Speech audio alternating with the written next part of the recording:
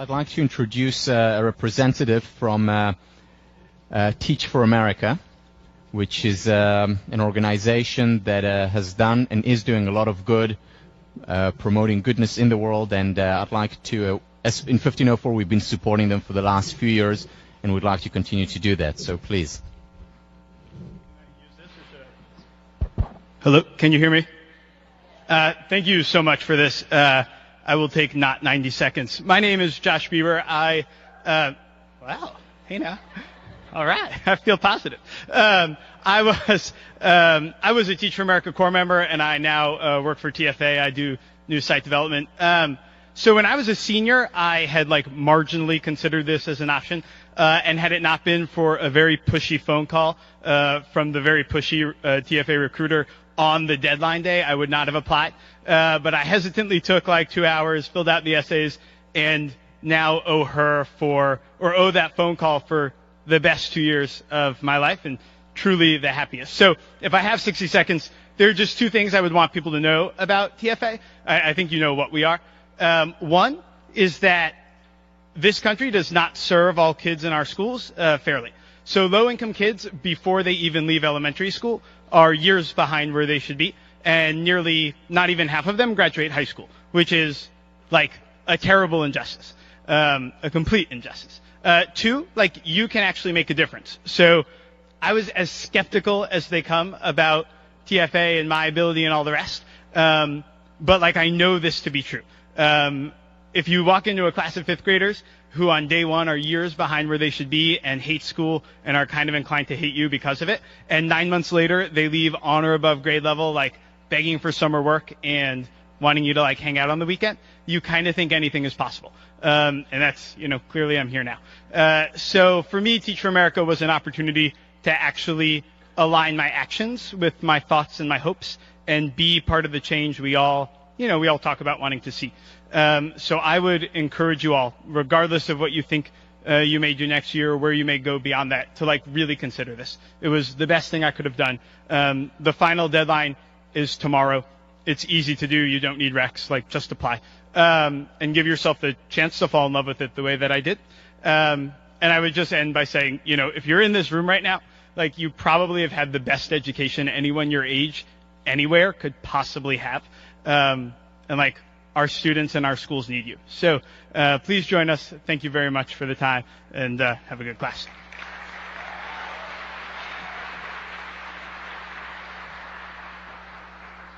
Hi, everyone. Quickly, if there are any extension students or undergraduate students who were not able to make section this week, we have an open section tonight at 7:30. That'll be videotaped for the extension school. So if you are available and interested in attending that, please come see me after class. Thanks.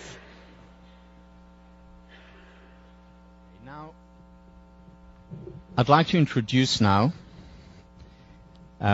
two very dear friends and supporters of positive psychology who are doing arguably more than anyone else to disseminate the ideas of positive psychology in a rigorous and fun way. And I've asked them to give a brief presentation about the Masters of Applied Positive Psychology at UPenn, the only master's degree, well, the first master's degree in the world. There are a couple of others now.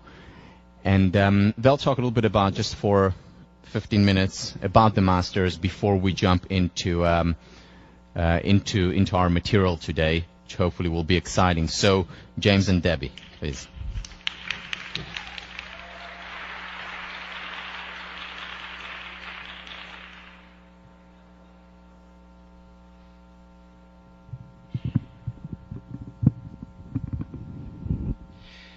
Thank you very much, Tal. It's great to be here with you guys, and what a delight to be able to spend a few minutes with you in such a very special class where you're combining the science of positive psychology with its practice. And of course, as you very quickly figured out, Tal is such a master teacher, somebody who's able to take complex ideas and make them simple without making them simplistic, and also making inspiring and making the presentation motivating so that we want to go out and apply the ideas that we're studying.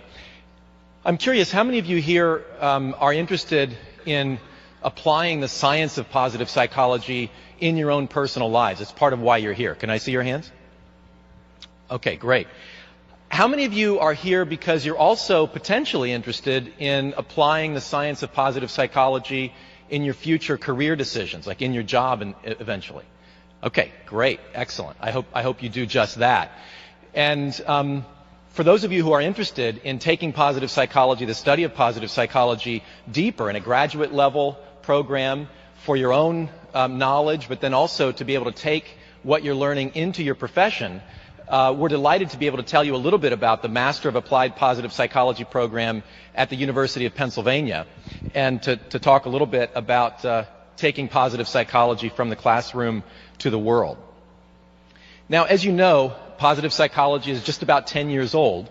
It was started in 1998 when Marty Seligman was the president of the American Psychological Association, and positive psychology was one of his presidential initiatives.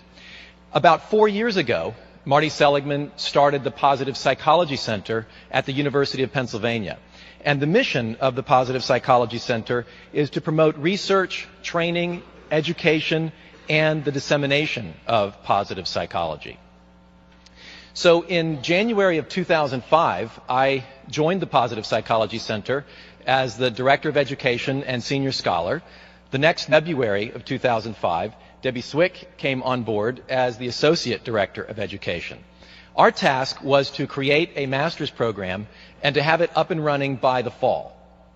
So again, I got there in January, Debbie came in February, we got our brochure out and printed and published in March. Our application deadline was in April. Kind of optimistic, I suppose, if anybody would show up. We didn't know if anybody would be interested. But we needn't have worried. We got over 100 applications, and we accepted 36 students into our program for that fall. And things have just really been going well and hopping ever since. This is our current class. On their first day of class in the fall of 2007. We have 41 students in our class this year. So I'd just like to tell you a little bit more about the students. Actually, 3 of our graduates or current students are teaching fellows in this class, so that's exciting. Debbie Cohen and Elizabeth Johnston, where are you? If you guys would stand up. And Elizabeth Peterson. Great. So we have, and if you look on the upper left corner, Gabriel de Corral was a student here in this class 2 years ago when we came and presented on the program, and he is currently a student in the MAP program. So there's a lot of synergy going back and forth between this class and our master's program. Our students range in age from 22 to 62. They come from all across the United States, from Vermont to Florida to California. They come from around the world. We've had students from the UK, from Norway, Switzerland, India, Malaysia, Japan, Hong Kong, South Korea, and New Zealand. About 25 to 30% of our students are younger students who are just out of college and are looking to immerse themselves in positive psychology before going on into their professional training. The rest of our students are professionals who come from a wide variety of professions. In our first class, we had the former chief social work inspector for the entire country of Scotland was in the class. That was very interesting. We've had a kidney transplant surgeon, a former vice president of J.P. Morgan. We've had attorneys, directors of development for nonprofits. The executive director of a school, Carlbrook Academy, is in our class this year. Human resources directors, consultants, executive coaches, even a professional musician and a professional comedian. So it's quite a cross-cut of students in the class. Just in a couple of minutes, I want to give you a little bit more of a sense of what the educational design is and just a brief overview of the coursework. So this MAP program is a one calendar year of full-time study. Students begin in September and they end in August. The educational design is a hybrid model. So once a month, students are on site at Penn for intensive on-site classes. And then in the intervening periods, there are distance learning modules that the students complete. This is a professional master's degree, and it focuses on the theory and application of positive psychology in various professional domains. So at this point, there's not a separate licensing or credentialing in positive psychology itself. Students come from education, business law, medicine, etc., bringing their own credentials with them. So this design of having students on campus once a month for intensive classes allows students to continue working full-time. Now, I just said that the program was full-time, and you may be wondering, well, how can students work full-time and study full-time? Keep in mind this is a professional degree and an executive education model that's intended to be, it's designed for people who are themselves working full-time and still taking classes full-time. So most of our students continue in the work they've been doing, continue to work full-time while they come to our class. Another advantage of this model is that students aren't required to live in or near Philadelphia. Students can commute in from across the United States, and what has been a surprise and a pleasure to us, students have decided to commute in from as far away as Europe and Asia. So I don't know what your commute today was like to come to class, but some of our students come from as far away as South Korea and New Zealand every month to be a part of the positive psychology classes. So you can imagine that adds a real excitement and energy to the class and puts a little bit of pressure on the professors to make sure that we have something worth coming halfway around the world for. This enhances the educational experience, obviously, by increasing student diversity. We have students who are living abroad and coming in for the classes. And also we're able to tap into the expertise of professors, not just at the University of Pennsylvania, but also at other schools as well, so that we can bring in the very top leading researchers and practitioners of positive psychology. A brief overview of the schedule of on-site classes. In the fall of 2008, you can see there that there are 5 different intensive on-site weekends in the spring as well, with distance learning in the intervening times. So just very briefly, the courses, each student takes 4 courses in the fall, 4 courses in the spring, and ends with a capstone course. In the fall, the courses focus on the foundational theory of positive psychology. Marty Seligman teaches the Introduction to Positive Psychology course. Angela Duckworth teaches a course on research, methods, and evaluation. It's very important for our students to have a real good grasp of the science of positive psychology, understanding the research methods behind the results. I teach a course on the foundations of positive interventions, and then our 4th course is Approaches to the Good Life, where we have different leading researchers come in and talk about their research. In the spring, our courses focus not so much on the theory, but now move to the application of positive psychology, since it is a Master of Applied Positive Psychology. I don't know if you've studied yet the Character, Strengths, and Virtues, the Values in Action classification spearheaded by Chris Peterson. If you haven't done that yet, I'm sure you shortly will. He himself comes in and teaches a course on the work that he has done. I teach a course on applied positive interventions, and we have a service learning component as a part of that class. Karen Rivich and Judy Zaltzberg-Levick teach a course on positive psychology and individuals. So this is how to use positive psychology relationally with other people, whether it's in a work environment or with friends or family. And then finally, I don't know if you're familiar with appreciative inquiry. Again, I expect if you're not, Tal will be introducing it to you during the course of the semester. David Cooperrider is the leader of this field of inquiry, which basically takes positive psychology approaches into organizations and seeks to foster change at the level not just of individuals, but at the level of the whole. The final course that students take then is the Capstone Project, which happens over the summer. And this is an independent project where students are able to integrate what they've learned in their classes and take it a step forward in the direction in which they want to go in their own professional application of this. So we've had students do research, quantitative research or qualitative research. We've had students do literature reviews in a particular area of interest, book proposals for books they want to write, or workshop proposals and those kinds of things. So that's just a brief overview of the courses. Debbie's just going to take a couple of minutes to show you some pictures. There's been a lot of text in the last few minutes. Debbie will show you some pictures and tell you more about the classes. Debbie. Thanks. Thanks. This is good. Thank you. You heard about the courses from James, and I'm going to tell you a little bit about how they're set up and what they are. And this is a picture from Immersion Week. Immersion Week is when the very first time students meet together, they come for 5 days to Penn, and we have class from 8 to 5. And I know that sounds kind of crazy, but we have a lot of fun, as you can tell. And they stay engaged because we bring faculty in from all over the place, and this world-class faculty, they really have a chance to interact with these. The class is 41 students. They take all their courses together, and it's more a seminar than a lecture. So they really get to interact quite a bit, and then during breaks and during lunchtime, et cetera, they get to see these people that just have come in from various places. Another form of interaction that you get in the MAP program is with cohorts. Everyone is put in a cohort of about 3 to 5 people, and you'll do different projects with these people. You'll do a lot of things in distance learning. You'll communicate a lot with these people, and it just is another depth that you get when you get to work with people from all different places and all different demographics. And one of the things that we really try to use the capstone project for is a stepping stone into what you're going to do with your application. And many people have taken this and they have created workshops that they're doing. One person actually took the primer in positive psychology and she translated it into Japanese, and she's getting it published. And that was quite a project for her.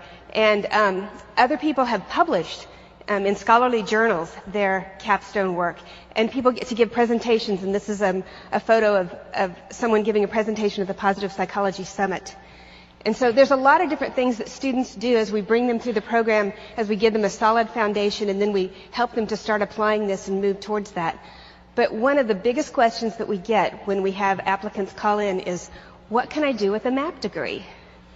And I'm going to tell you just a quick snapshot. Sasha Lewis Hines is the first person there, and she is now in the PhD program of development psychology at Columbia University.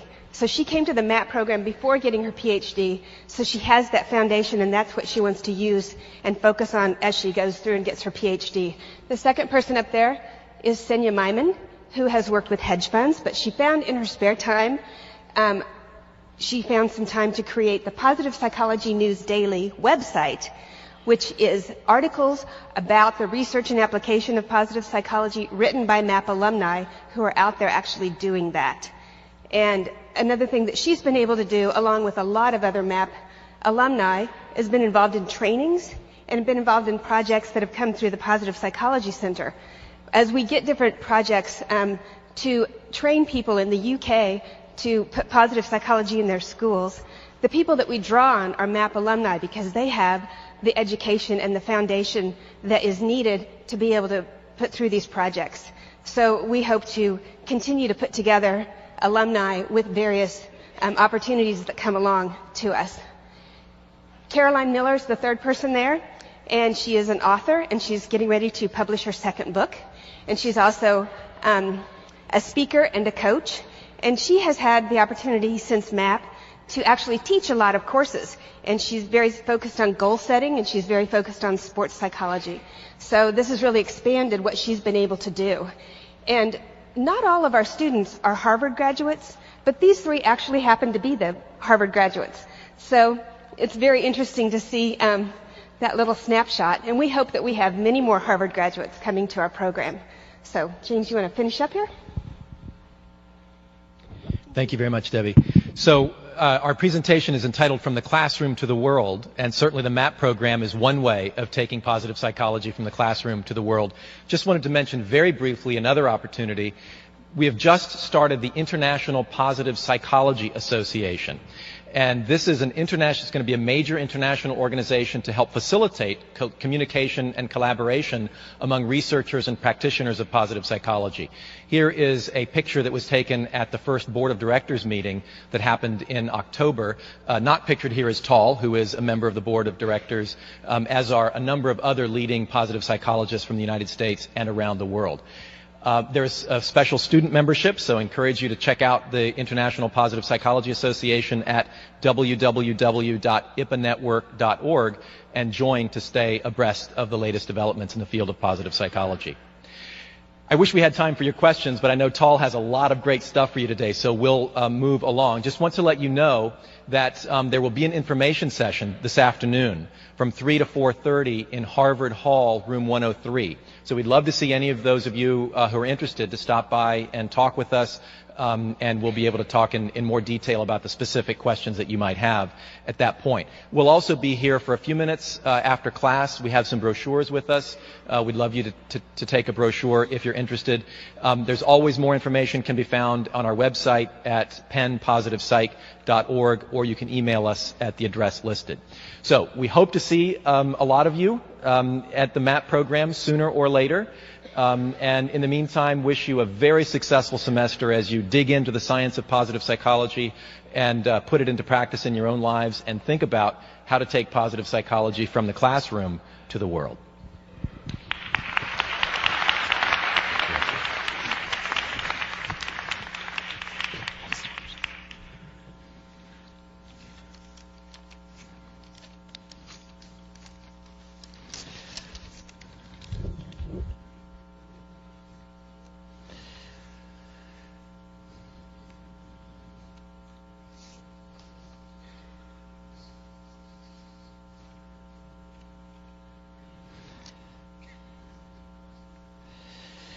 Okay. You know, it's such a privilege to be a part of MAP, because what you have there in a year is all the top people from the field. So many of the people that we'll talk about, whether it's Barbara Fredrickson, whom we'll talk about in a few minutes, whether it's David Cooperrider, whom we'll talk about, whether it's Marty Seligman, of course, will come there and present to you, and you'll be spending quality time in small groups with them. Real privilege. So what I want to do today is finish up. I want to finish up on the basic premises. Second.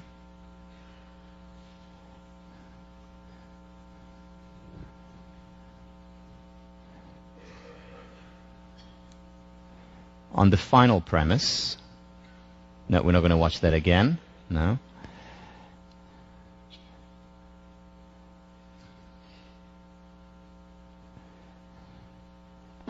Or that.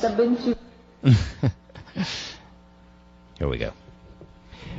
The final and fifth premise is an important one. It's a philosophical one, but one that I wanted to introduce at the beginning of the course so that you understand where I'm coming from, where this course is coming from. Because many people say, okay, so happiness is important, we seek it, we have, declarations, national declarations, individual declarations of how important it is for us, but that doesn't mean that it is important. Or the fact that it is important doesn't mean that we ought to do it. My argument here is that not only is it important, it also ought to be important. So first about the is. Happiness, whether we like it or not, whether it's consciously, subconsciously, whether it's explicit or implicit, for most people, not all, but for most people, it is the highest end. And again, we have constitutions safeguarding our pursuit of happiness. We spend a lot of effort, a lot of time thinking about it, for ourselves as well as for others. Aristotle, over 2,000 years ago, happiness is the meaning and purpose of life, the whole aim and end of human existence. William James, in 1890, or in The Varieties of Religious Experiences, writes, if we were to ask the question, what is human life's chief concern, one of the answers we should receive would be, it is happiness. How to gain, how to keep, how to recover happiness is in fact for most men at all times, the secret motive of all they do and of all they are willing to endure. Now you may have heard of William James. He's named after a building here. And he talked about this over 100 years ago, Aristotle over 2,000 years ago, and it's not just... So it is important for people, again, whether it's conscious, subconscious, explicit, or implicit. The question, though, is the fact that it is important. Should it be important? What about the moral dimension of happiness? And there are so many other things happening, so many important things to do in the world. Why should we have happiness as our highest end, as our chief concern, as that which determines the motion of our life? In other words, what's good about well-being? What's good about positive emotions? And there's a lot of research to answer this question. But before the research, it feels good to feel good. Think about it. Internalize it. You know, this is Aristotle's law of identity. A is A. It feels good to feel good. And that in and of itself is justification. Why not feel good if we can feel good? So the burden of proof for why happiness is not important may be on the people who would argue otherwise, and we'll talk about that argument later. But the first key issue is that it's a good in and of itself. Almost needs no justification. However, beyond just feeling good, happiness also contributes to our life, to our relationships. It contributes to other people. This is research done by Barbara Fredrickson, one of the faculty members who teaches at UPenn. You saw a picture of her up there.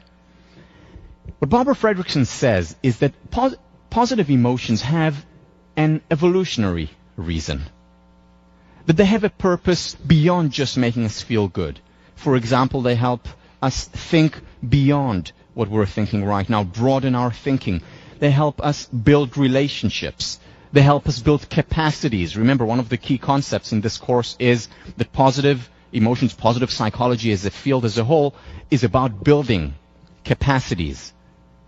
And the two analogies that we used was strengthening our immune system or a stronger, quote-unquote, psychological engine that has the capacity to endure more, not just from the negative to the zero, but also from the zero to the positive. So this is Barbara Fredrickson, and let me quote extensively from her article, which I believe you're reading for this week. We should work to cultivate positive emotions in ourselves and in those around us, not just as end states in themselves, but also as a means to achieving psychological growth and improved psychological and physical health over time. I call this the broaden and build theory of positive emotions, because positive emotions appear to broaden people's momentary thought-action repertoires and build their enduring personal resources. Through experiences of positive emotions, people transform themselves, becoming more creative, knowledgeable, resilient, socially integrated, and healthy individuals.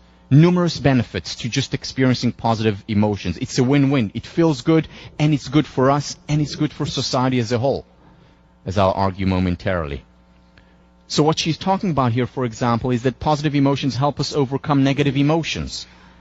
What happens when we experience negative emotions is that our consciousness, our thinking, narrows and constricts. We focus just on one thing. So for example, and that can be a good thing. You know, a lion comes to me and charges me. I don't want to start thinking about my map application. I don't want to start thinking about what my roommates say. I want to focus on the lion. So my consciousness narrows and constricts. And I'm in the fight or flight mode. Now that's a good thing when a lion charges me. But it's not a very good thing if my consciousness continues to narrow and constrict beyond the threat or beyond the hardship.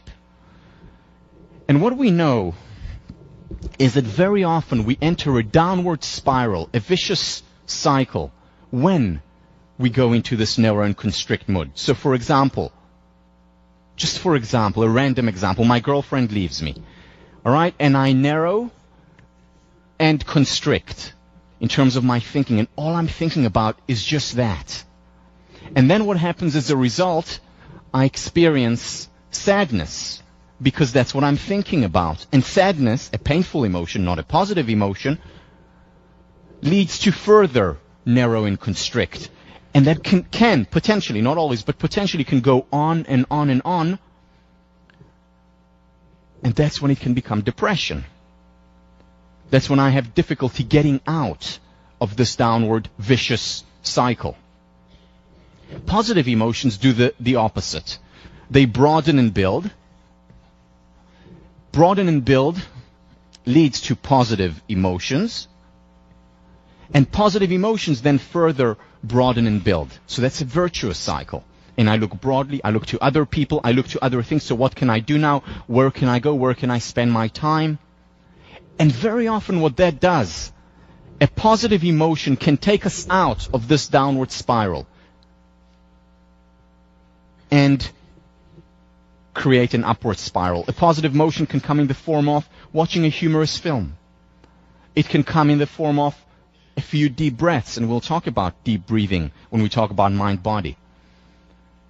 A positive emotion can come in the form of an interaction with a friend, a pleasant one. And it's the positive emotion that can take us out from this downward spiral to this upward spiral. And again, it doesn't always take a very long time. And the challenge is to combine it with the permission to be human, to experience the emotion, to go through the motion, and yet not to enter the downward spiral where, 6 months later, after a small incident, I'm still in that rut. And we'll talk about what is the right time and how do you find the right time and how do you find the balance between thinking about painful emotions and when does it slide to rumination, which is not always helpful. So it helps overcome negative emotions. Also, creativity. We think broadly. We're able to make more connections. See connections that we hadn't seen before, perhaps.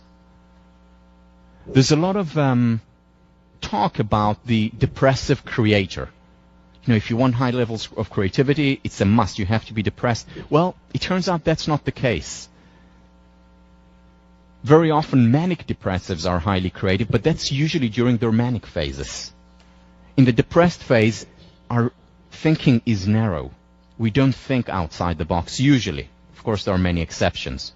But as a whole. In fact, there is research. For example, this was done with internists, doctors, who were giving a very difficult question connected to a liver problem that an individual patient had. And they divided them randomly into 3 groups. The first group was a control group. They just had to solve that problem. The second group was given a statement about the humanistic value of medicine, why it's so important to be a medical doctor. And the third group was given candy and just put in a funny, playful, good mood.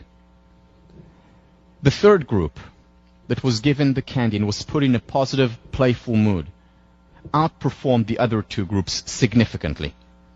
They thought about more options, and they actually came up with better solutions to that problem. Again, this is one of many, many studies in this area. Another example, children. One group of children was the control group. The second group was told to think back to an experience that made them laugh or smile. And that group did much better on a learning task than the control group because they were put in a positive mood. Again, it's a win-win. It's defying, in many ways, the no pain, no gain paradigm, whether it's of education, of doctors, or in school, as well as generally in the workplace. Because you see, also motivation and energy, you don't need research for that. You know that when you're feeling good, you have more motivation, you have more energy. And of course, there is a lot of research to back that up. And ultimately, success. They look at in the professional world, people who are able to manage their emotions better and lead to more positive emotions, get out of this narrow and constrict to the broaden and build, are in the long term more successful. Again, it's not the people who don't have painful emotions. Remember, they're all dead. It's the people who experience painful emotions, but are all at the same time able to shift themselves, their consciousness, their thinking, their experience to the positive more readily.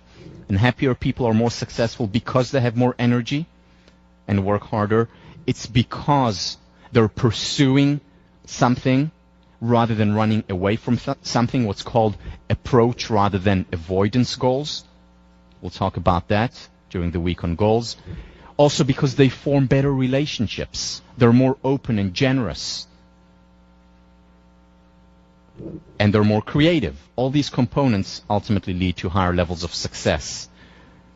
Positive emotions don't only contribute to our success, they don't just contribute to our feeling good, they also contribute to our well-being. Optimistic people, and again, not Pollyannish detached optimism, but grounded optimists, on average live significantly longer. Bless you. Their immune system is stronger. So it also helps in terms of physical health. But now the question is the moral question. What about other people?